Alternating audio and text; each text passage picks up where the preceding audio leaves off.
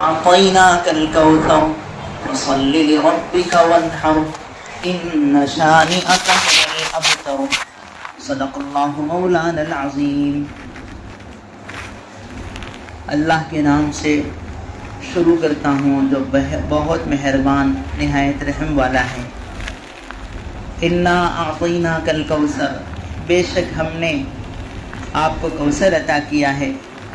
فصلی لربک وانحر، سو آپ اپنے رب کے لیے نماز پڑھیے اور قربانی کیجیے۔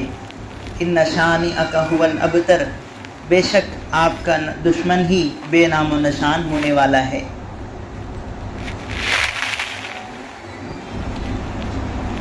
قرآن پاک اللہ کی طرف سے ہدایت کی کتاب ہے۔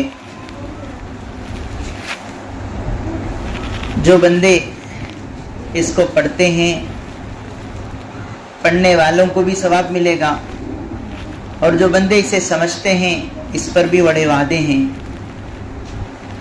آپ نے حضرت ابو ذر رضی اللہ تعالیٰ عنہ کو فرمایا، جس حدیث کا خلاصہ ہے، ابو ذر تم مسجد جاؤ اور تم قرآن کریم کی ایک آیت سیکھ لو، تمہارے لیے یہ بہت قیمتی اونٹ سے زیادہ بہتر ہے۔ 2 آیتیں 2 اونٹوں سے زیادہ قیمتی ہیں۔ آپ نے فرمایا کہ ابو ذر، دین کے مسائل کا ایک باب سیکھ لینا، دین کے مسئلوں کا ایک باب، وضو کے مسئلے، غسل کے مسئلے، نماز کے مسئلے، چند مسائل کا سیکھ لینا۔ آپ نے فرمایا کہ 1000 رکعت نفل نماز پڑھنے سے بہتر ہے۔ یہ حدیث پاک میں آ کر ہے۔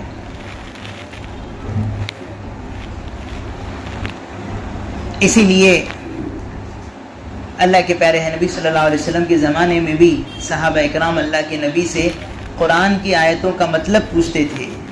کئی مرتبہ صحابہ اکرام قرآن کی آیت سمجھنے میں آگے پیچھے ہو جاتے، اللہ کے نبی صلی اللہ علیہ وسلم ان کو سمجھاتے کہ آیت کا یہ مطلب نہیں ہے، یہ مطلب ہے۔ واقعات ہیں، اگرچہ اس وقت موقع نہیں ہے۔ اور آپ کے بعد صحابہ اکرام قرآن کی تفسیر کیا کرتے تھے۔ طائف میں آج بھی مسجد عبداللہ ابن عباس موجود ہے، جو لوگ عمرے کو جاتے ہیں وہ وہاں جاتے ہیں۔ حضرت عبداللہ ابن عباس رضی اللہ عنہ زندگی بھر وہاں قرآن کی تفسیر کیا کرتے تھے۔ اور آپ کے بعد بھی پوری امت کے اندر یہ نظام ہے۔ ہم لوگ مسجد نبوی میں ایک جگہ پر دیکھے کہ چند عرب لوگ بیٹھے ہوئے ہیں اور درمیان میں ایک بڑے مولانا جو ہے وہ کچھ سنا رہے ہیں، قریب جا کے بیٹھے دیکھے تو وہ قرآن کی تفسیر کر رہے ہیں۔ آج بھی مکے میں اور مدینے میں قرآن پاک کی تفسیر کی مجلسیں لگتی ہیں۔ اللہ کا کرم ہے کہ اسی سنت کو زندہ کرنے کے لیے آج ہم سب یہاں جمع ہیں کہ اللہ کے پیارے کلام کی کچھ باتیں ہم سنیں اور اس میں میرے اللہ مجھ سے کیا کہتے ہیں اسے سمجھیں۔ قرآن عربی میں ہے اور ہم سب اگرچہ اسے نہیں جانتے ہیں لیکن سمجھنے کی طلب ہو۔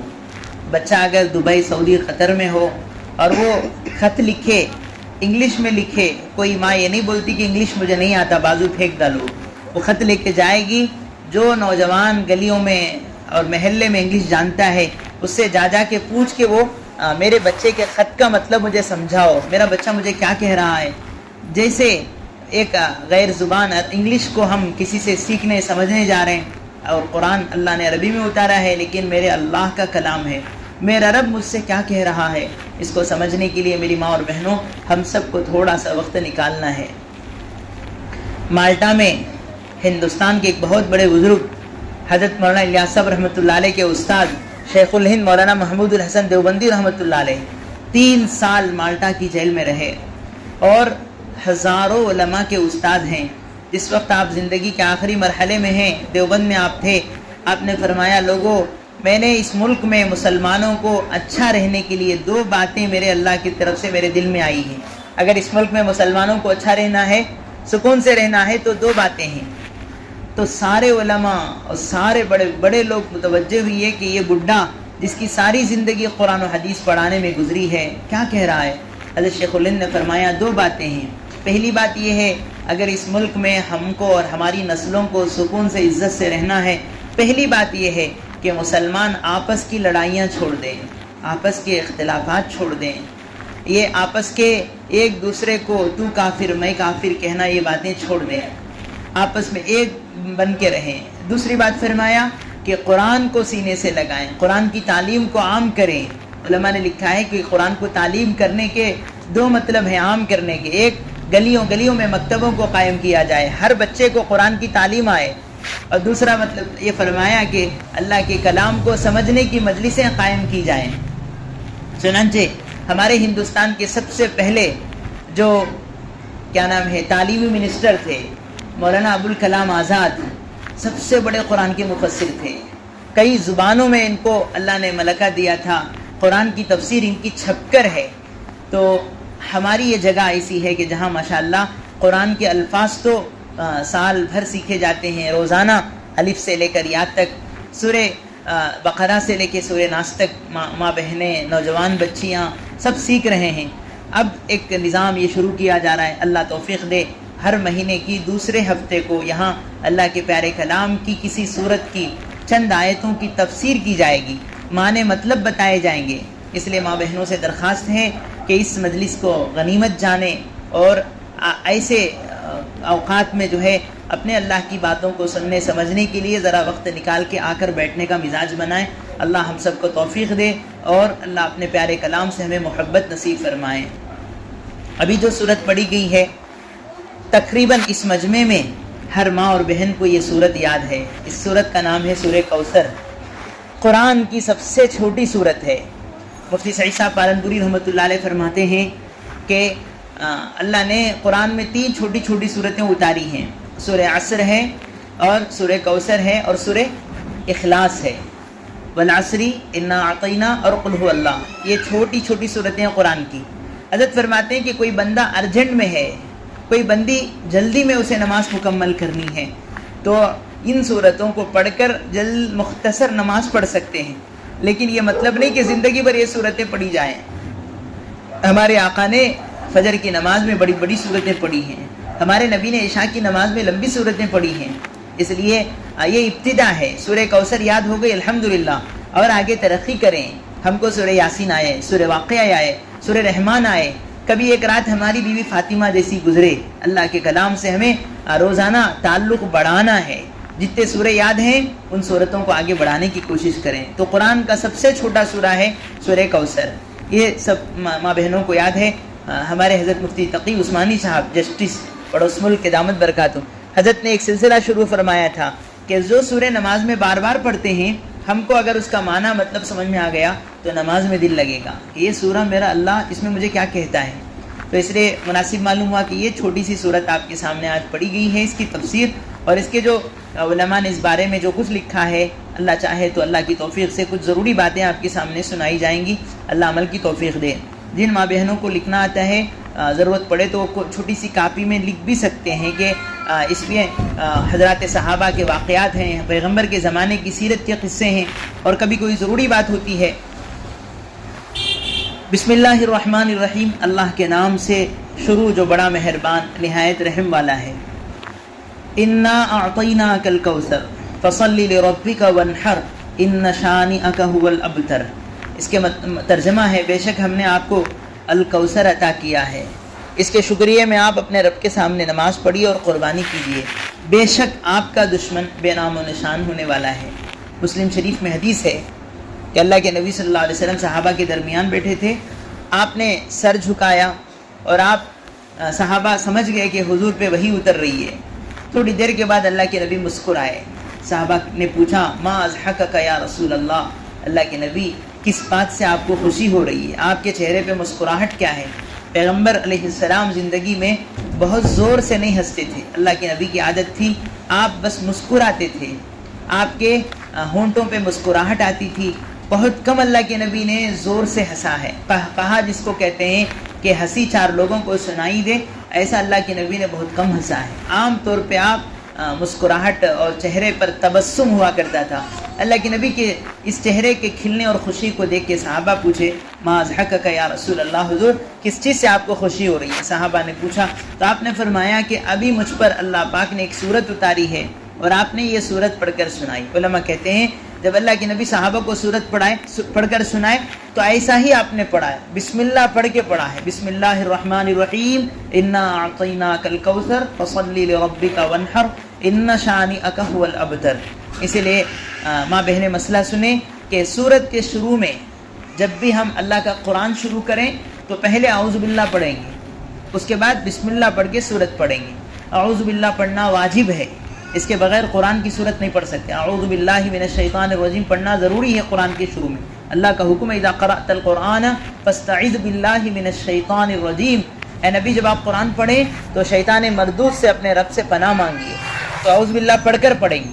اب اس کے بعد درمیان میں جب بھی دوسرا سورہ شروع کریں گے بسم اللہ پڑھنا ہوگا، بسم اللہ پڑھ کر اور ایک سورت پڑھیں گے۔ نماز پہ بھی یہی مسئلہ ہے، اگر اپنی ہماری نماز ہے، اگر امام کے پیچھے پڑھ رہے ہیں مرد احباب ہے تو کوئی مسئلہ نہیں ہے، ثنا پڑھ کے خاموش ہو جائیں گے۔ اکیلی نماز پڑھ رہے ہیں جیسا کہ عام طور پہ مسورات پڑھتے ہیں تو ثنا پڑھیں گے، اعوذ باللہ پڑھیں گے، بسم اللہ پڑھیں گے، الحم کا سورہ، ثانی سورہ، الحم کا سورہ اور ثانی کی سورہ کے درمیان بھی بسم اللہ پڑھنا ہے۔ بسم اللہ پڑھ کر ضم سورت شروع کریں گے۔ اب جب دوسری رکعت کے لیے اٹھیں گے تب بھی بسم اللہ پڑھیں گے، اس کے بعد الحم کا سورہ، پھر بسم اللہ، پھر ضم سورت ہے، یہ ترتیب رہے گی۔ تو ہر سورت کے شروع میں بسم اللہ پڑھنا چاہیے۔ صحابہ کہتے ہیں کہ اللہ کے نبی صلی اللہ علیہ وسلم کی اس حدیث سے ہم نے پوچھا اللہ کے نبی الکوثر کیا چیز ہے؟ اس میں ہے انا اعطیناک الکوثر، ہم نے آپ کو کوثر عطا کیا، کوثر کیا چیز ہے؟ تو آپ نے فرمایا کہ کوثر ایک پانی ہے، کوثر ایک پانی ہے، عام طور پہ ہماری زبانوں پہ ہے آب کوثر، آب کوثر اللہ تعالیٰ ہمارے نبی کو دیں گے، اور قیامت کے میدان میں ہمارے آقا صلی اللہ علیہ وسلم امت کو یہ پانی پلائیں گے۔ یہ پانی کیسا ہوگا؟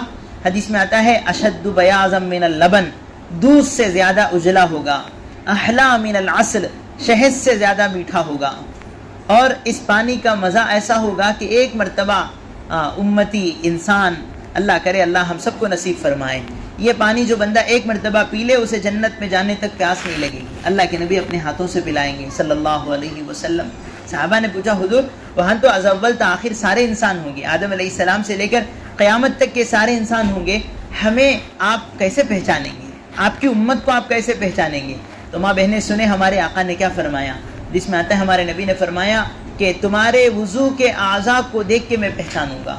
جو لوگ وضو کرتے ہیں نا، وضو کا پانی جہاں تک پہنچتا ہے، فرمایا وہاں تک کے اعضاء قیامت کے دن چمکتے ہوں گے، غرم محجلین، وہ اعضاء مثال کے طور پہ چہرہ ہے، دونوں ہاتھ کوہنیوں تک ہیں، سر کا مسا ہے، دونوں پیر ٹخنوں تک دھوتے ہیں، فرمایا یہ جسم کے اعضاء قیامت کے دن چمکتے ہوں گے، اسے دیکھ کر ہمارے آقا پہچانیں گے کہ یہ میری امت آ رہی ہے، یہ میرے امت کا آدمی ہے۔ علماء نے لکھا ہے کہ اس حدیث کو سننے کے بعد حضرت ابو ہریرہ رضی اللہ تعالیٰ عنہ جب بھی وضو کرتے تو کوہنیوں کو نہیں بغل تک ہاتھ دھوتے تھے۔ لوگوں نے کہا ابو ہریرہ یہ کیا کر رہے ہو؟ کہا میرا جی چاہتا ہے کہ نبی کے سامنے میرا جسم زیادہ چمکے، تو وہ اوپر بغل تک اپنے ہاتھوں کو وضو میں دھویا کرتے تھے، اگرچہ کہ مسئلہ ایسا نہیں ہمیں کوہنیوں تک ہی دھونا ہے۔ تو ہمارے وضو کے اعضاء غور کریں، اگر کسی ماں اور بہن کو معلوم ہو جائے قیامت کے دن میرے آقا انہی اعضاء کو دیکھ کر مجھے پہچانیں گے میری امت کی ہے، تو یہ وضو کرنے میں کیا مزہ آئے گا، ان اعضاء کو دھوتے ہوئے کتنا دل لگے گا، کیونکہ حضور کے سامنے انہی چمکتے ہوئے ہاتھ، چہرے اور پیر کو دیکھ کے ہمیں اللہ کے نبی پہچانیں گی کہ میری امت ہے۔ اللہ ہم سب کو دل لگا کے وضو کرنے کی توفیق عطا فرمائے۔ اسی لیے علماء نے یہ بھی لکھا ہے وضو کے درمیان ذرا دیکھ کے وضو کریں، انگلیوں کے درمیان دیکھ لیں۔ بہت مرتبہ مستورات گھر میں کام کرتی ہیں اور بیچ تلوے میں کوئی پینٹ، کوئی گم اور کوئی سٹکر، کوئی ٹیپ، ایسی چیز لگ گئی ہوگی، بعد میں وضو کر کے آ کے نماز پڑھ لیے، نماز کے بعد دیکھے تو اب جسم سے وہ بنکا نکلتا ہے، وہ چمڑا نکلتا ہے، وضو نہیں ہوا ہماری نماز نہیں ہوئی۔ اس لیے جب بھی وضو کریں تو معمول بنائیں کہ ہم اطمینان سے بیٹھیں گے اور نیچے ہاتھ ڈال کے پیروں کو دیکھیں گے، ہے نا بھائی؟ ہمارے مرد احباب بھی غور کرے ہوں گے، بہت مرتبہ ایسا ہمارے ساتھ بھی ہوا ہے کہ نماز پڑھ لینے کے بعد جب ہاتھ سے ایسا نیچے دیکھے تحیات کے بعد تو پیر کے بیچ میں جو ہے کوئی چیز ایسی لگ گئی ہے کہ وضو کے پانی وہاں نہیں جا سکتا، ایسا رکاوٹ بنی ہوئی ہے جی۔ جو لوگ پلمبنگ کا کام کرتے ہیں ان کو اندازہ ہے، گم کبھی لگ جاتا ہے، کبھی گھر میں پینٹ کراتے ہیں، آئل پینٹ اگر لگ گیا تو وضو نہیں ہوتا۔ تو اس کے لیے جب بھی وضو کریں تو جسم کے جو وضو کے اعضاء ہیں ان کو دل لگا کے پوری طریقے سے دھوئیں۔ یہ کب ہوگا؟ بیٹھ کے وضو کریں گے تو ہوگا، کھڑے وضو کرنے والوں کو پیر کے نیچے ہاتھ نہیں جاتا، بیٹھ جائیں گے تو بالکل پیر کے نیچے سے ہاتھ رگڑ کے ہم اطمینان کے ساتھ وضو کر سکتے ہیں۔ تو بہرحال وضو کے اعضاء کو دیکھ کر ہمارے آقا پہچانیں گے میری امت آ رہی ہے. علماء نے لکھا ہے کہ یہ صرف امت کی خصوصیت ہوگی، اور امتوں کو اللہ یہ نعمت نہیں دی ہے، ان کے جسم کے اعضاء وضو کے نہیں چمکیں گے. اللہ توفیق دے کہ اللہ ہم سب کو وضو اچھا سے اچھا کرنے کی توفیق عطا فرمائے. چائے چائے دے دے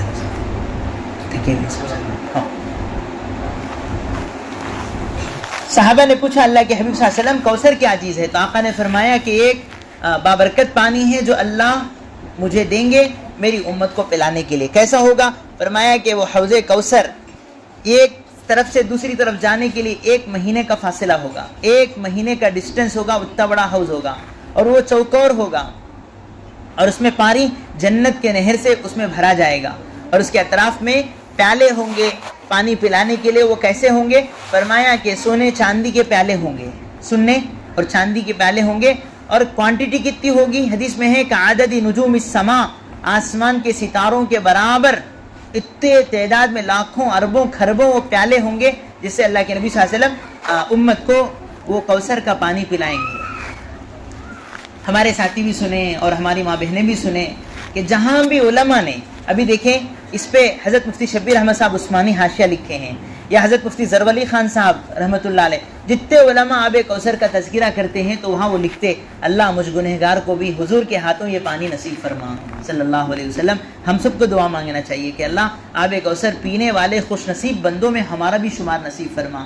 دیکھیں ہمارے حضرت پڑوس ملک کے مفتی ظفر علی خان صاحب وہ دعا کرتے بھی ان کو خیال آیا میں ہی کہاں اتنا نصیب کیا مجھے بول کر، جس دن یہ دعا مانگے اسی دن خواب میں دیکھے کہ میدان حشر قائم ہے اور ایک لائن لگی ہوئی آب کوثر حضور سے پینے کے لیے، مفتی صاحب بھی اس لائن میں ہیں. انہوں نے کہا اللہ میری دعا اللہ نے قبول کر لی. نبی کو خواب میں دیکھنا سچا خواب ہوتا ہے، کوئی اور نبی کی شکل میں نہیں آ سکتا. تو آب کوثر ہمیں مانگنا چاہیے. اللہ ہم سب کو بھی اور ہماری اولادوں کو بھی، بچوں کو، ماں باپ کو، رشتہ داروں کو، دوستوں احباب کو، اللہ ہر ایمان والے کو نبی کے ہاتھوں آب کوثر نصیب فرمائے. یہاں حدیث میں ایک اور بات ڈرنے کی ہے، بہت ڈرنے کی ہے. فرمایا کہ جس وقت امت پی لیجیے ساتھی آب کوثر پینے آتی ہوگی، ایک جماعت ہوگی جن کو فرشتے دھکا دے کے ڈھکیلتے ہوں گے. ان کو وہ نزدیک آ رہے ہوں گے، وہ ڈھکلتے ہوں گے. اللہ کے نبی ان کو دیکھ کے کہیں گے یہ تو میری امت کے افراد ہیں، نشانی بتا رہی ہے کہ یہ بھی میری امت میں سے ہیں، ان کو کیوں دور کیا جا رہا ہے؟ تو فرشتے کہیں گے لا تدری ما احدثوا بعدک، اللہ کے نبی آپ کو معلوم نہیں ہے آپ کے بعد انہوں نے آپ کے دین کتنا بگاڑا تھا، آپ کے بعد انہوں نے آپ کے دین کو بگاڑا تھا. جب ہمارے آقا سنیں گے میرے دین کو بگاڑنے والے، اچھا یہ میرے دین کو بدلانے والے، تو رحمت للعالمین جی شفیع المذنبین، بہت مہربان ہمارے آقا ہیں. اتنی محبت ہو کر بھی اللہ کے نبی کی زبان سے نکلے گا سحقن سحقن لمن غیر بعدی، دور ہو جاؤ دور ہو جاؤ، جنہوں نے میرے بعد میرے دین کو بگاڑا وہ میرے قریب نہ آئیں. اللہ کے نبی صلی اللہ علیہ وسلم بھی دھکا دے کے ڈھکیل دیں گے. اب علماء پریشان ہیں کہ اللہ یہ کون بد نصیب ہوں گے جن کو حضور بھی دھتکار دیں گے. فرمایا علماء کہتے ہیں ایک تو وہ ہیں جو نبی کے بعد ایمان چھوڑ دیے، نبی کے انتقال کے بعد ایک بڑا مجمع ایمان کو چھوڑ دیا. کچھ نے کہا نہیں یہ وہ لوگ ہوں گے جو اللہ کے نبی کے دین میں نئے نئے کاموں کو گھڑے ہیں، نبی اور صحابہ وہ کام نہیں کرے، اپنی طرف سے لوگ اسے اضافہ کر کے کرے ہیں، جسے بدعت کہتے ہیں. فرمایا کہ جو بات اللہ کے نبی اور صحابہ نہیں کرے، اپنی طرف سے کوئی دین میں اضافہ کرنا، یہ اللہ کے نبی کو اتنا ناپسند ہے، آپ آب کوثر ان کو نہیں پلائیں گے جو نبی اور صحابہ کو ہٹ کر کوئی کام کرتے ہیں. اس لیے علماء نے کہا اللہ کے واسطے کوئی بھی کام کرنا ہو دین اور شریعت کے مطابق کرو. نانی ناراض ہوتی، دادی ناراض ہوتی، خاندان کیا بول لیتا، اس کے لیے شادیوں میں رسمیں، میتوں میں رسمیں، جنازے کے بعد رسمیں، یہ جتنے کام کر رہے ہیں اگر یہ دین میں اللہ کے نبی اور صحابہ نہیں کرے سو کامہ ہمیں کریں گے، قیامت کے دن نبی کے ہاتھوں سے آب کوثر سے محروم ہو جائیں گے. اس لیے فرمایا کہ ہمیں سنت کے مطابق کام کرنا ہے، اللہ کے نبی اور صحابہ کے جو حکم ہیں جو طریقہ ہے اس کے مطابق کام کرنا ہے، ورنہ اللہ کے نبی ان سے بہت ناراض ہیں جو اللہ کے نبی کے دین کو بدلتے ہیں. کتابوں میں ہے کہ حضرت عبداللہ بن عمر رضی اللہ تعالیٰ ایک مسجد میں گئے تو مؤذن اذان دینے کے لیے کھڑا تو وہ درود اللہم صلی علی محمد پڑھا، اس کے بعد اذان دیا. حضرت عبداللہ بن عمر چیخ مارے کہ میرے نبی کے زمانے میں اذان سے پہلے ایسا درود نہیں پڑھا جاتا تھا، اس مسجد میں میرے نبی کی سنت کے خلاف کام ہو رہا ہے، میں یہاں نماز نہیں پڑھوں گا. آپ چھوڑ کے آ گئے. صحابہ اتنا ڈرتے تھے، نبی جتنا بتائے، جیسا بتائے، جو بتائے، اس پر رائی کے دانے کے برابر بھی اضافہ کرنا ان کو گوارا نہیں تھا۔ اس لیے مائیں بہنیں اللہ کے لیے پرانی باتیں چھوڑ دیں۔ کہتے ہیں بل وجدنا آباءنا کذالک یفعلون، پہلے زمانے سے چلتا ہے، بڑے میاں ایسا کرتے تھے، ہم نہ اب نبا کیا بھی بولو نہ کو، یہ بات چھوڑ دیں آپ۔ زمانہ تھا ہمارے علاقے میں گلزار پیٹ میں تراویح سنانے کے لیے ہمارے امیر بادشاہ بھائی سنائے، 40 سال پہلے کمار پیٹ سے بہار یو پی سے حافظ لا لیتے تھے۔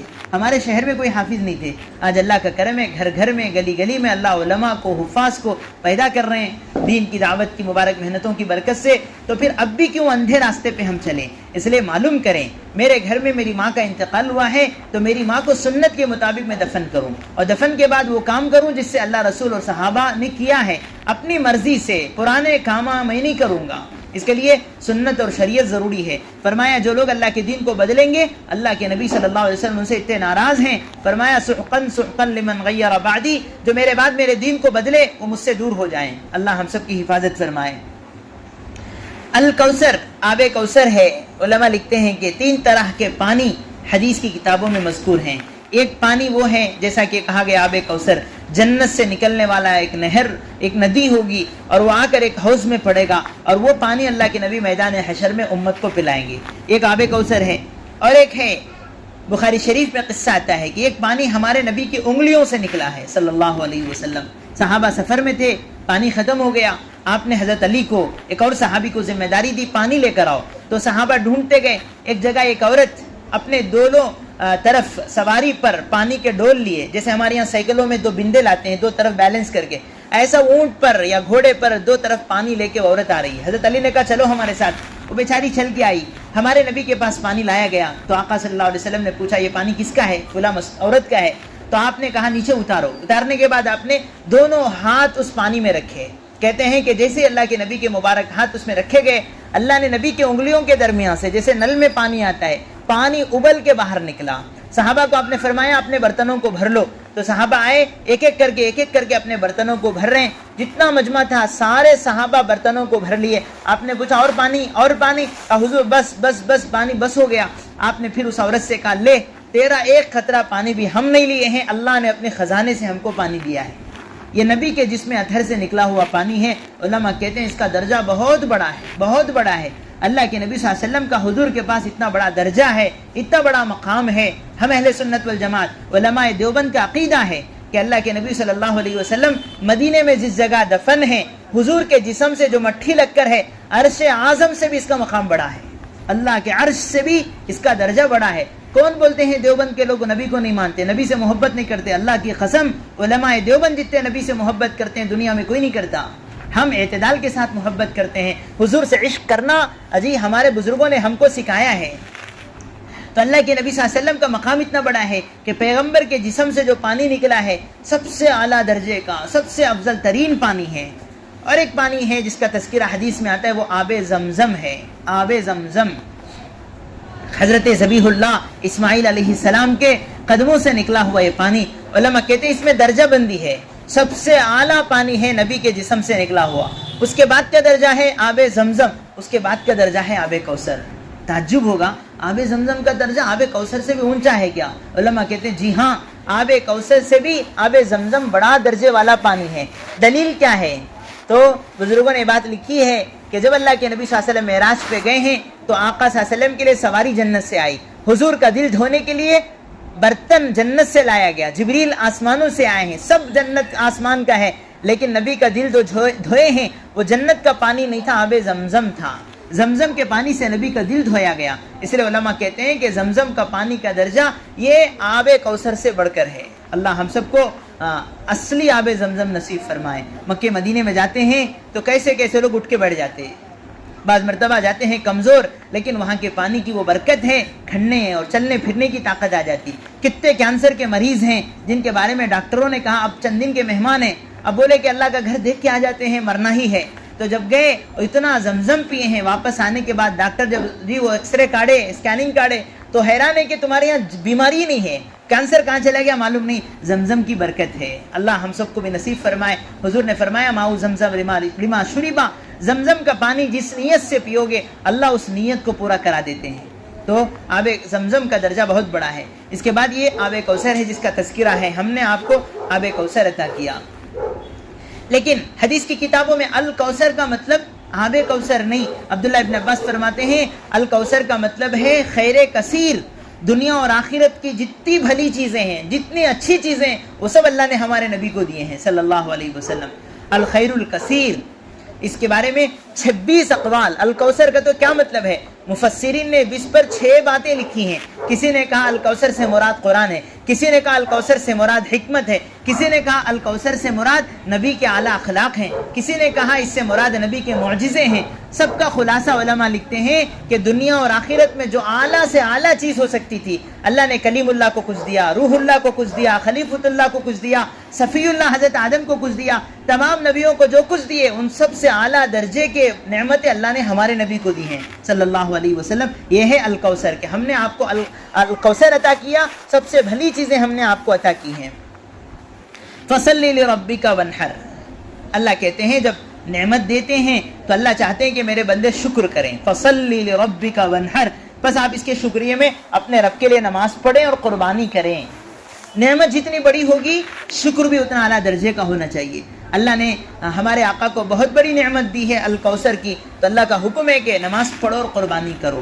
تو معلوم ہوا کہ اللہ جب بھی کوئی نعمت دیں، مائیں بہنیں سنیں، آپ کو معلوم ہوا کہ گھر میں ڈلیوری ہو چکی ہے، پوترا ہو گیا، نواسا ہو گیا اور نارمل ڈلیوریاں ہو گئی ہیں، تو کیا کریں گے؟ سب سے پہلا کام مصلی بچھاؤ، 2 رکعت شکر کی نماز پڑھو. اللہ تیرا کرم ہے، تو نے دیا ہے.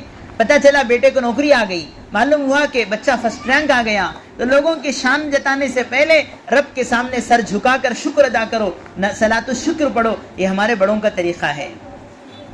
ہمارے نبی صلی اللہ علیہ وسلم کے لیے سب سے بڑی خوشی کا دن تھا، مکہ فتح ہوا. اللہ کے نبی اس دن ام ہانی کے گھر میں جا کے 8 رکعت نماز پڑھے ہیں. علماء نے کہا یہ اگرچہ چاشت کی نماز تھی لیکن اللہ کے نبی نے ایک نعمت کے شکریہ میں نماز پڑھی ہے. تو فرمایا کہ نعمت ملے تو رب کے سامنے سجدے کی عادت بنائیں. فصلی لربک، اپنے رب کے لیے نماز پڑھیں. وانحر، اور قربانی کریں. نماز فرمایا کہ تمام بدنی عبادتوں میں آدمی روزہ رکھے، ذکر کرے، اور جتنے بدن کی عبادتیں ہو سکتی سب سے اعلیٰ درجہ نماز کا ہے. فرمایا نماز کا پڑھنا گویا دین کا سب سے بڑا ستون ہے. نماز، اس کا پڑھنے والا آگے کے تمام حکموں پہ چلے گا. جیسے کہ بزرگوں نے کہا جس کی نماز اچھی اس کی زندگی اچھی، جس کی نماز بگڑ گئی اس کی زندگی کے کوئی کام ڈھنگ سے نہیں ہوتے. مرکز نظام الدین میں کبھی ہمارے بڑے تھے اللہ والے، ایک مرتبہ ایک ساتھی کھٹورے میں سالہ لے کے جا رہا ہے، پھسل کے کھٹورا نیچے گر گیا. تو سامنے اللہ والے بیٹے تھے، انہوں نے کہا نوجوان اپنی نماز درست کر لے. وہ پریشان ہو گیا، سر پکڑ کے بیٹھ گیا. حضرت سالن کا کھٹرا گرنے اور نماز کو درست کرنے کی کیا تعلق ہے؟ فرمایا اگر تیری نماز اچھی ہوتی تو تیری باہر کی زندگی بھی اچھی ہوتی. اسی لیے فرمایا کہ جہاں دامادوں کو ڈھونڈتے ہو، اچھا رشتہ چاہیے، بچہ امپلائر چاہیے، یہ بھی دیکھو کہ میرا داماد نمازی ہے کہ نہیں ہے. جس کی زندگی میں نماز ہے اللہ چاہے تو وہ پورے کاموں میں اچھا رہے گا، ہر چیز میں وہ اعلیٰ ہوگا. تو نماز ہمارے دین میں ریڑھ کی ہڈی، سب سے مین پلر ہے. اسی لیے ہمارے آقا نے فرمایا جعلت قرۃ عینی فی الصلاۃ، میری آنکھوں کی ٹھنڈک نماز میں ہے. مائیں بہنیں زندگی بھر کے لیے نیت کریں، جان بوجھ کے نماز نہیں چھوڑیں گے.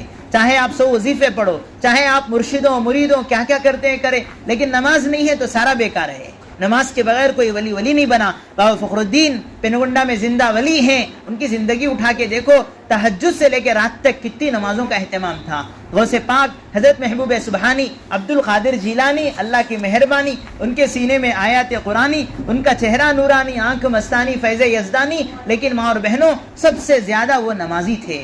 زندگی میں نماز نہیں تو ولی نہیں، نماز نہیں تو صحابی نہیں. نماز اللہ سب کو دیے تھے، اس لیے فرمایا سب سے پہلے نماز کا اہتمام ہو. فصلی لربک وانحر. علماء یہاں تک لکھے ہیں، عجیب و غریب باتیں ہیں. کسی زمانے میں نمازوں کا کتنا اہتمام تھا ہمارے بڑوں کو.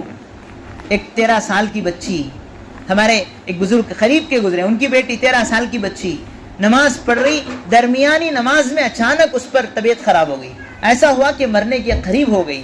تو اس نے اپنے والد سے کہا ابا جان میری یہ نماز جس میں مر رہی ہوں اس نماز کا فدیہ ادا کرو، میرے اس نماز کا فدیہ کرو، درمیانی نماز میں میری جان جا رہی ہے. اتنی فکر تھی نماز کی کہ درمیانی نماز میں ان کا انتقال ہو رہا ہے تو وہ اپنے نماز کی وصیت کر کے جا رہی ہیں. ہمارے فقہ حنفی کی ایک بہت بڑی کتاب ہے جس میں ہمارے نماز روزے کے بہت سارے مسائل منقول ہیں، اس میں لکھا ہے کسی کی ڈلیوری ہو رہی ہو اور سر بچے کا باہر آ گیا ہو، ایسے موقع سے بھی نماز پڑھنے کی ترکیب کتابوں میں بتائی گئی ہے کہ کیسے نماز ادا کیا جائے. بہت اہم ہے ہمارے یہاں نماز. ابھی ایک جگہ ہم لوگ جنازے میں گئے تو اولاد پوچھ رہی اور بہت سارے پوچھ رہے ہیں ہم اپنی ماں کے لیے کیا کر سکتے ہیں، کیا کر سکتے ہیں. ہمارے بزرگوں نے یہ بتایا، دیکھو آپ وہ کھلاؤ، یہ کھلاؤ، خاندانوں کو یہ کرو، بکرے کاٹو، یہ سب بعد میں. سب سے پہلے سوچو میری ماں کی کتنی نمازیں قضا ہوئی تھی، ہسپتال میں، علاج میں جتنی نمازیں چھوٹی ہیں، ایک ایک نماز کے بدلے ایک فدیہ، ایک صدقہ فطر کی رقم صدقہ کریں، وہ نکالیں تو ان کی نماز ادا ہوگی. جتنی روزیں چھوٹی ہیں ان روزوں کا ایک ایک فدیہ ادا کریں. یہ اولاد کے لیے سب سے پہلا حق ہے. اپنے ماں کے پاس اللہ کے یہاں جو حساب ہوگا سب سے پہلے نماز کا حساب ہوگا. اس نماز کی ذمہ داری کو ادا کرنے کے لیے اولاد سب سے پہلے اپنی ماں کے، اپنے والد کے نمازوں کا فدیہ ادا کریں. ہم میں نہیں ہے، ہمارے ہاں معلوم نہیں ہے، معلوم لوگ جانتے ہی نہیں ہیں. بکرے کاٹ کے دعوت کھلانے کو تو نیکی سمجھتے ہیں. یہ جو چھپ چھپ کے نیکیاں کرنا ہے اور ایک ماں باپ کی ذمہ داری ادا کرنا ہے، اس کی طرف ہمارے دلچسپی نہیں ہے. اللہ کرے ہمیں اللہ دین کی باتوں کو صحیح طور پہ سمجھ کے اللہ عمل کرنے کی توفیق دے.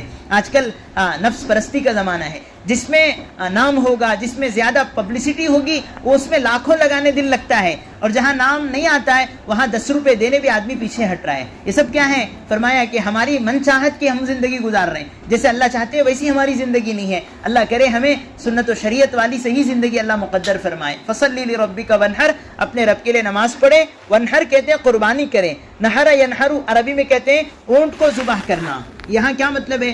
فرمایا کہ تمام مال کی عبادتوں میں قربانی سب سے اعلیٰ عبادت ہے. اس زمانے میں مکے والے کیا کرتے تھے؟ جانوروں کو لا کے بتوں کے نام پہ کاٹتے تھے. لات کے نام پر، عزا کے نام پر، منات کے نام پر جانور ذبح کر کے اس کا خون لے کے وہ کعبۃ اللہ میں چھڑکتے تھے. استغفر اللہ، اتنی جہالت کا کام کرتے تھے. نبی آنے سے پہلے یا نبی کی موجودگی میں جو کفار و مشرکین تھے وہ لوگ کرتے تھے. تو اللہ نے کہا نہیں، لربک ونحر ہونا چاہیے، رب کے نام پر قربانی ہونا چاہیے. اللہ کے علاوہ کسی کے نام پر جانور ذبح کرنا حرام ہے. ابھی میں نے آتے پوچھا، یہ جو ہمارے ہاں 11ویں شریف ہوتی ہے اس میں کیا ہوتا ہے، کیا طریقے سے ذبح کرتے ہیں؟ اگر کوئی نیت کرے کہ میں محبوب سبحانی کو ثواب پہنچانے کے لیے کھانا کھلا رہا ہوں، تب تو ایک حد تک چل جائے گا، لیکن وہ بھی خاص ایک ہی مہینے میں کھلانا نہیں ہے. کبھی بھی آپ کھلا سکتے ہیں، محبوب سبحانی سے محبت ہے.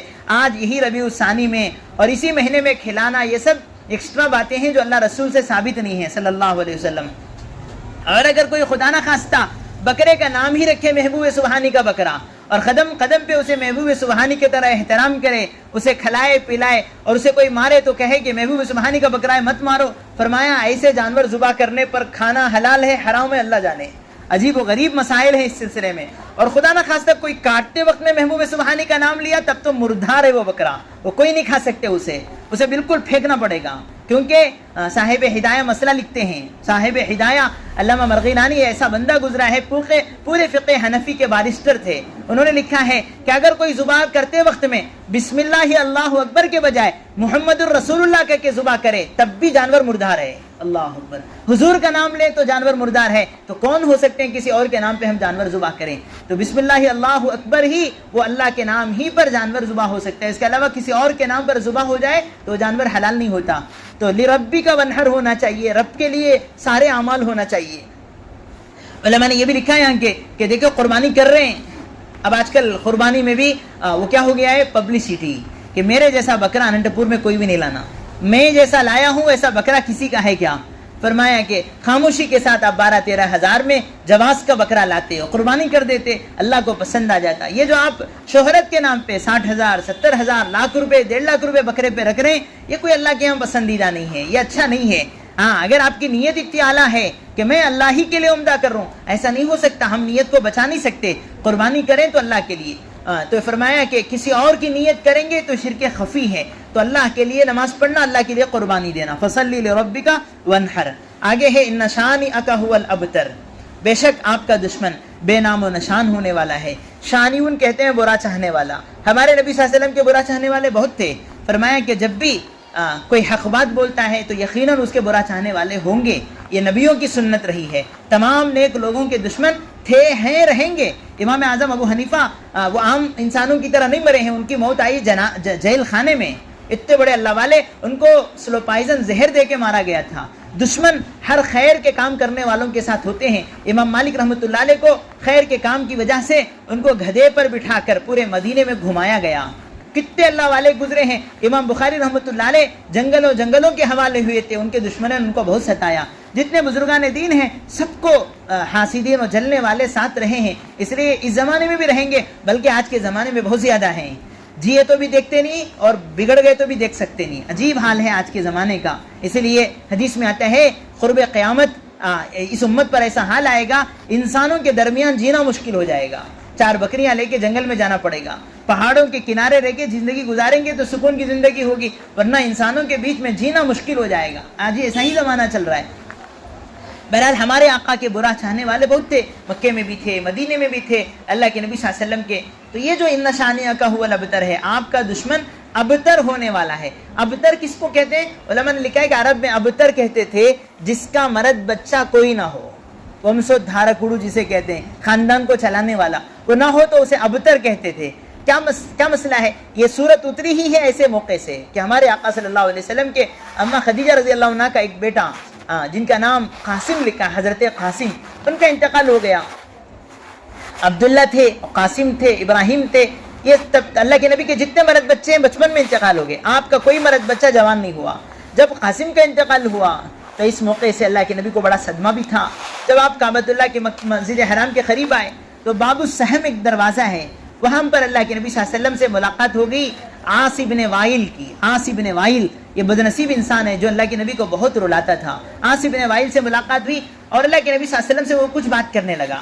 جب آپ بات سے فارغ ہو گئے تو عاص بن وائل ذرا آگے گیا تو وہاں بڑے بڑے سردار مکے کے بیٹھے تھے، انہوں نے پوچھا کہ من تحدث، تو کس سے بات کر رہا تھا؟ کون ہے جس سے تو بات کر رہا تھا؟ اس نے کہا دعوہ فإنہ ابتر، چھوڑو، یہ تو بے نام و نشان ہونے والا ہے۔ ابتر کہتے ہیں اس کا کوئی مرد بچہ نہیں ہے، یہ بے خاندان ہے، یہ چند دن اس کی چلے گی، جب یہ مر جائے گا تو نعوذ باللہ اس کے بعد اس کا کوئی نام لینے والا نہیں رہے گا۔ یہ عاص بن وائل نے ہمارے نبی کی شان میں کہا۔ یہ جب نبی کو پتا چلا کہ دشمن میرے بارے میں یہ کہہ رہے ہیں کہ میرے مرنے کے بعد میرا کوئی لڑکا نہیں ہے اور میرا نسب، میرا خاندان مٹ جائے گا، جب نبی کو یہ پتا چلا تو نبی کا دل دکھا۔ جب بھی ہمارے آقا کو دل میں صدمہ ہوا ہے، دنیا میں آقا کا دل دکھا ہے، اللہ آسمانوں سے تسلی دیے ہیں۔ علماء کہتے ہیں کہ اسی واقعے پر یہ سورت اتری ہے، انا اعطیناک الکوثر فصلی لربک وانحر ان شانئک ھو الابتر، کہ ہم نے آپ کو خیر کثیر دیا ہے، آپ رب کے لیے نماز پڑھیں، قربانی کریں۔ آپ کے بارے میں جو کہہ رہے ہیں کہ آپ کا نام مٹے گا، ان شانئک ھو الابتر، کہنے والے مٹ جائیں گے، آپ نہیں مٹیں گے۔ آپ کا نام زندہ تابندہ آفتاب و ماہتاب کی طرح دنیا میں بھی آخرت میں بھی چمکے گا، چمکتا رہے گا۔ اذا ذکرت ذکرتا، میرے محبوب جہاں میرا ذکر ہوگا وہاں آپ کا بھی ذکر ہوگا۔ اللہ کے پیارے نبی صلی اللہ علیہ وسلم کا نام ہر اذان میں، ہر اقامت میں، ہر ایمان لانے والے کی کلمات میں صبح شام لاکھوں کروڑوں مرتبہ حضور کا تذکرہ ہوتا ہے۔ اور جنہوں نے نبی کو ستایا، یہ کہا کہ ان کا نام مٹے گا، عاص بن وائل کا نام اس مجمع میں کون جانتے ہیں؟ کون اس کا نام سنا ہوگا؟ نبی اللہ کا وعدہ سچا ہے، آپ کو ستانے والے مٹیں گے، آپ کا نام زندہ رہے گا، دنیا میں بھی رہے گا اور مرنے کے بعد تو ہمارے آقا مقام محمود پہ ہوں گے، عرش اعظم پہ لا الہ الا اللہ محمد الرسول اللہ لکھا ہوگا۔ ساری امتیں ہمارے آقا کی شفاعت سے میدان حشر میں نبی کے پاس جائیں گی صلی اللہ علیہ وسلم۔ ہمارے آقا کا مقام و مرتبہ کیا ہے؟ ان شانئک ھو الابتر، میرے نبی آپ کا دشمن بے نام و نشان ہوگا، آپ کا نام ہمیشہ چمکتا رہے گا۔ لکھا ہے علماء نے کہ نبی ساری امت کے باپ کے درجے میں ہیں، اور نبی کی 2 اولاد ہیں، جسمانی اولاد، روحانی اولاد۔ آپ کی جسمانی اولاد، آپ کا خاندان بیوی فاطمہ سے چلا ہے، اللہ کے نبی صلی اللہ علیہ وسلم کے نواسے حسنین سے چلا ہے، سید گھرانہ نبی کا گھرانہ ہے، تو اللہ کے نبی کا گھرانہ آج بھی موجود ہے، نبی کا نام، نبی کا خاندان نہیں مٹا، سادات جتنے ہیں وہ سب نبی کے خاندان والے ہیں۔ اور پھر روحانی اولاد، یعنی جیسے استاد ہوتے ہیں ان کے شاگرد وہ سب روحانی بچے ہوتے ہیں، ایسے ہی ہمارے آقا صلی اللہ علیہ وسلم کی روحانی اولاد ساری امت ہے، اور اتنی ہے، روایتوں میں آتا ہے قیامت کے دن مشکات کی حدیث ہے، کوئی نبی آئیں گے، ان کے ساتھ 10 ہوں گے، کسی کے ساتھ ان کے ماننے والے 70 ہوں گے، کسی کے ساتھ 5 ہوں گے، کوئی نبی ہوگا ایک ہی ان پر ایمان لایا ہوگا، اور کوئی نبی ہوں گے کہ اکیلے ہوں گے، ان پر کسی نے ایمان نہیں لایا۔ اب جب ہمارے آقا صلی اللہ علیہ وسلم آئیں گے تو نبی کے ساتھ سواد اعظم تا حد نظر انسانوں کا سمندر ہوگا۔ اللہ کے نبی پوچھیں گے جبریل یہ کون ہے؟ کہ یہ آپ کی امت ہے، یہ آپ کی امت ہے۔ قیامت کے دن ساری امتیں 120 صفوں میں کھڑیں گی، 40 صفیں حضرت آدم سے لے کر عیسیٰ تک ہوں گی، اور ہمارے آقا کی امت 80 صفوں میں کھڑے گی۔ اللہ اتنی بڑی تعداد ہمارے آقا صلی اللہ علیہ وسلم کی امت کو دیں گے، اتنا بڑا مجمع ہمارے نبی کو یاد کرنے والا ہوگا، تو ہمارے نبی کا نام زندہ ہے، وہ زندہ رہے گا۔ تو ان شانئک هو الابتر، میرے محبوب آپ کو ستانے والے مٹیں گے، آپ کا نام نہیں مٹے گا۔ تو جو ماں بہنیں سمجھتی ہیں لڑکا نہیں ہے تو بیکار ہے زندگی، مرد بچہ نہیں ہے تو کیا کریں گے آستی رکھ کر، اور جو ہے میرے بچے کا کیا ہوگا، اللہ کے لیے چھوڑ دیں۔ اللہ کے نبی کی بھی کوئی مرد بچے نہیں تھے، حضور کو اللہ نے مرد بچے سارے کے سارے بچپن میں لے لیے، آپ کا جو خاندان باقی وہ اللہ کے نبی کی بیٹی سے چلا ہے۔ تو لڑکی بھی بہت بڑی نعمت ہے، بلکہ مفتی ظفر علی خان صاحب رحمۃ اللہ علیہ یہاں تک فرماتے ہیں جس کے گھر میں بچیاں زیادہ ہوں گی اتنا ہی اللہ مالدار بنائیں گے اسے، اس کی کمائیوں میں اللہ اتنی ہی برکت دیں گے۔ اس لیے لڑکی ہو تو بھی اللہ کی بہت بڑی نعمت ہے۔ اور یہ بھی سنیں کہ دنیا میں ناحق باتیں آئیں گی، نبی کو بھی آئیں، صحابہ کو بھی آئی، ہم پر بھی آئیں گے۔ کوئی اچھا کام کر رہے ہیں تو لوگ برا بولنے والے بولیں گے، فرمایا کہ اس کا دو ہے، ایک تو یہ ہے کہ اس کا بدلہ آپ دے دیں، منہ کھول کے اسے جواب دے دیں، مار کا مار آپ بول دیں، تو وہ ہم لوگ نمٹ لیے۔ اگر اس موقع سے جس نے ستایا، دل دکھایا، رلایا اور آپ کے بارے میں ناحق الزام لگایا، آپ کی خاموشی اللہ کے غصے کو دعوت دے گی۔ آپ خاموش رہ گئے تو بدلہ اللہ خود لیں گے، اللہ خود لیں گے۔ اما عائشہ کو جی عبداللہ ابن کیا نام ہے ابی المنافق نے الزام لگایا کہ اس نے یہ ماں جو ہے غلط کام کی ہے، اب حضرت عائشہ خاموش، حضور خاموش۔ اللہ نے 10 آیتیں قرآن میں اتار کر اما عائشہ کی پاکیزگی کو، ان کی طہارت کو ساری دنیا کے سامنے سنایا۔ جو ماں ایسی صبر کرے گی اللہ اس کا بدلہ لے۔ ہمارے آقا صلی اللہ علیہ وسلم نے جب بھی ایسا صبر کیا ہے، طائف کا میدان ہمارے آقا روتے واپس آئے ہیں، اللہ کو اتنا پیار آیا، اسی سال اللہ نے معراج میں بلایا۔ سب سے زیادہ دکھ طائف میں ہوا اور سب سے زیادہ خوشی معراج میں ہوئی۔ ایسا جب بھی نبی کو تکلیف ہوئی ہے اللہ پاک نے آسمانوں سے تسلی دی ہے۔ آج بھی اللہ کا نظام ہے، امت کا کوئی بھی فرد ناحق باتیں کھاتا ہے، اس پہ صبر کرتا ہے، اللہ اس کے بعد اسے ایسے راستے کھولتے ہیں، بکنے والے ذلیل ہو جائیں گے، صبر کرنے والوں کو اللہ بہت عزت دیں گے۔ اللہ کرے یہ باتیں ہم کو سمجھ میں آئے۔ تو سورہ کوثر ہے قرآن کی سب سے چھوٹی سورت، 3 آیتیں اس میں ہیں۔ علماء نے لکھا ہے کہ نماز درست ہونے کے لیے کم از کم ایک رکعت میں 3 آیتیں پڑھنا پڑے گا، اس کے بغیر چھوٹی آیتیں ہوں تو 3 اور بڑی آیتیں ہوں تو 1، فرمایا کہ اس کے بغیر ہماری نماز نہیں ہوتی۔ اس لیے ہم سب کو سورہ کوثر کم از کم یہ سورت سیکھنا ہے اور اس کے الفاظ کو درست کرنا ہے۔ تو یہ سورہ کوثر فرمایا کہ کچھ علماء نے کہا مکی سورت ہے اور کچھ علماء نے کہا مدنی سورت ہے۔ مکی مدنی کا کیا مطلب ہے؟ اکثر تفسیروں کی مجلسوں میں جب ساتھیوں سے پوچھتے ہیں مکی کا مطلب کیا، مدنی کا مطلب کیا، تو صاف لوگ کہتے ہیں مکی کا مطلب مکے میں نازل ہوئی، مدنی کا مطلب مدینے میں نازل ہوئی، جبکہ علماء نے لکھا یہ مطلب نہیں ہے، کیونکہ کچھ صورتیں ہیں مکے میں بھی نہیں، مدینے میں نہیں، تبوک میں اتری ہیں۔ سورہ توبہ کی اکثر آیتیں تبوک اتری ہیں تو اسے تبوک ہی نہیں کہیں گے۔ کچھ آیتیں حدیبیہ میں اتری ہیں تو وہ مکہ اور مدینے کے درمیان کا حصہ ہے۔ علماء نے لکھا مکی صورت کا مطلب ہجرت سے پہلے جتنی صورتیں آئی ہیں۔ اللہ کے نبی صلی اللہ علیہ وسلم مکے میں کتنے سال رہے؟ 13 سال رہے نا، 40 سال میں نبوت ملی اور 13 سال اللہ کے نبی کی نبوت والی مکی کی زندگی ہے۔ اس 13 سال میں جتنے سورے اترے ہیں ان سب سورتوں کو مکی کہیں گے۔ اور مدینہ جانے کے بعد اللہ کے نبی 10 سال مدینے میں رہے، تو وہ مدینے کی ہجرت کے بعد چاہے وہ مدینے میں اترے، چاہے وہ تبوک میں اترے، چاہے وہ سورت خیبر میں اترے، چاہے وہ آیتیں اللہ کے نبی کی مکے مدینے کے درمیان اترے، ہجرت کے بعد ہے تو وہ مدنی صورتیں ہیں۔ ٹھیک ہے، علماء نے لکھا ہے کہ دونوں میں فرق کیا ہے۔ مکی صورتوں میں اکثر 3 باتوں پر زیادہ فوکس کیا گیا ہے، 3 باتوں پر۔ ایک اللہ پر ایمان، دوسرے اللہ کے نبی صلی اللہ علیہ وسلم پر ایمان، تیسرے آخرت پر بھروسہ، مرنے کے بعد کی زندگی کو ماننا، توحید، رسالت، معاد، اللہ پر ایمان، رسول اللہ پر ایمان اور مرنے کے بعد کی زندگی کو ماننا۔ اکثر مکی صورتوں میں یہ ہے، اور ہجرت کے بعد کی صورتوں میں احکام ہیں۔ جی مدنی صورتوں میں شراب حرام ہے، دودھ پلانے پر کیا احکام آتے ہیں، مدنی صورتوں میں سود حرام ہے۔ جی مدنی صورتوں میں ایک ایک حکم آیا ہے، زنا کرنے والوں کو کیا سزا ہوگی مدنی صورتوں میں ہے۔ جی احکام اکثر و بیشتر یہ مدنی صورتوں میں ہیں، اور بنیادی ایمان جو ہے وہ مکی صورتوں میں بیان کیا گیا ہے۔ اللہ کرے جی ہم سب کو ان آیتوں سے اللہ دلی سکون نصیب فرمائے، اور جو باتیں عمل کی آئی ہیں اللہ عمل کرنے کی توفیق عطا فرمائے۔ ایک تو یہ ہے کہ اللہ کے ہر دعا میں مانگنا چاہیے کہ اللہ نبی کے پیارے ہاتھوں ہم سب کو بھی آب کوثر نصیب فرما، اور آب کوثر سے محروم ہونے کے جو چیزیں ہیں اللہ ان سے حفاظت فرما۔ کیا چیز ہے؟ نبی ناراض ہو کے دھکا دے کے کسے ڈھک لیں گے؟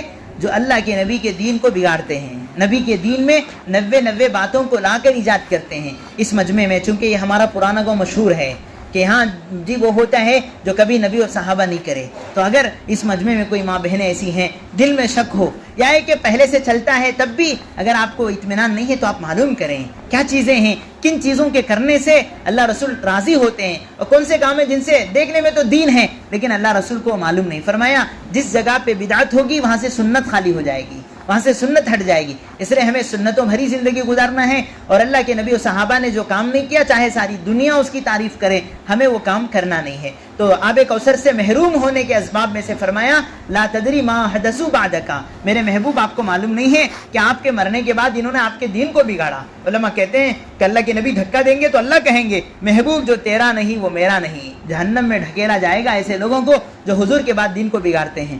تو آگے فصلی لربک وانحر, رب کے لیے نماز پڑھنا اور قربانی کرنا. فرمایا یہ دونوں چیزیں مالی عبادت اور جان کی عبادت, دونوں عبادتوں میں خلاصہ پیش کیا گیا, ورنہ اس کے ماتحت جتنے اعمال ہیں وہ سب ہم کو کرنا ہے. ان شانئک هو الابتر, بلا شبہ آپ کا دشمن بے نام و نشان ہونے والا ہے.